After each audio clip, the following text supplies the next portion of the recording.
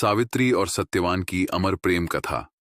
नमस्कार दोस्तों, स्वागत है आपका हमारे चैनल पर, जहां हम आपको सुनाते हैं भारत की अद्भुत और प्रेरणादायक पौराणिक कथाएं।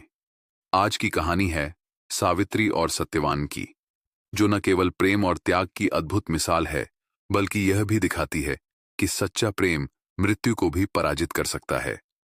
तो आइए जानते हैं इस अद्भुत कथा को विस्तार से। ये कहानी है राजकुमारी सावित्री की, जो राजा अश्वपति और रानी मालवी की पुत्री थीं।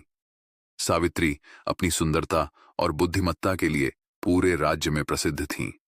जब समय आया कि सावित्री के लिए योग्य वर की तलाश की जाए, तो उन्होंने खुद अपने जीवन साथी की खोज करने का निर्णय लिया। सावित्री सत्यवान। सावित्री की खोज उन्हें एक घने वन में ले गई, जहां उनकी मुलाकात सत्यवान से हुई। सत्यवान एक साधारण व्यक्ति थे, लेकिन वे जितने विनम्र थे, उतने ही सत्य और धर्म के प्रति निष्ठावान थे। सावित्री का हृदय सत्यवान पर आ गया और उन्होंने सत्यवान को ही अपना जीवन साथी चुनने का निश्चय किया। लेकिन सावित्री के इस निर्णय से एक बड़ी बाधा सामने आई।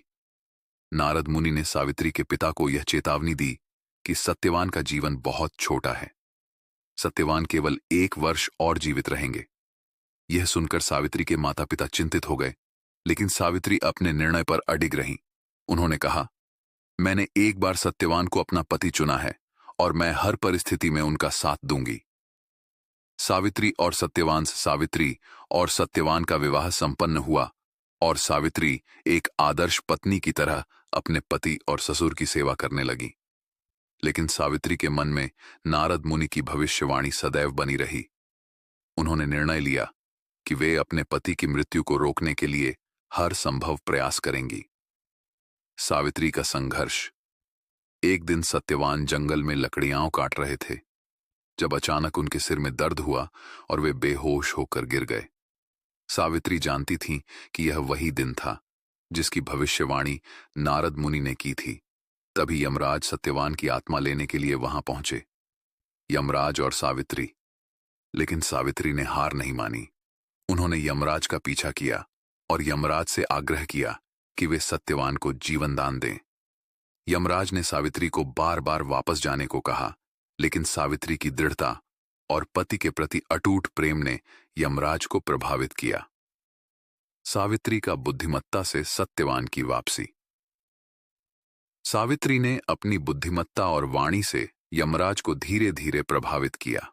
उन्होंने पहले सावित्री को वरदान दिया कि उसके ससुर का खोया हुआ राज्य वापस आ जाएगा।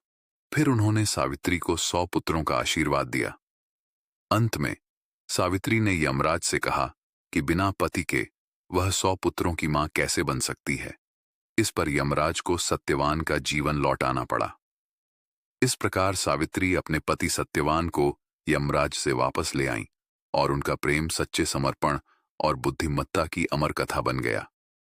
तो दोस्तों, यह थी सावित्री और सत्यवान की अमर प्रेम कहानी।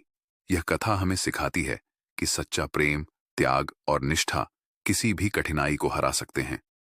अगर आपको हमारी यह कहानी पसंद आई हो, तो हमारे चैनल को सब्सक्राइब करें, वीडियो को लाइक करें और अपने दोस्तों के साथ जरूर शेयर करें। अगले एपिसोड में हम आपके लिए एक और अद्भुत पौराणिक कथा लेकर आएंगे। तब तक के लिए धन्यवाद और जय हिंद।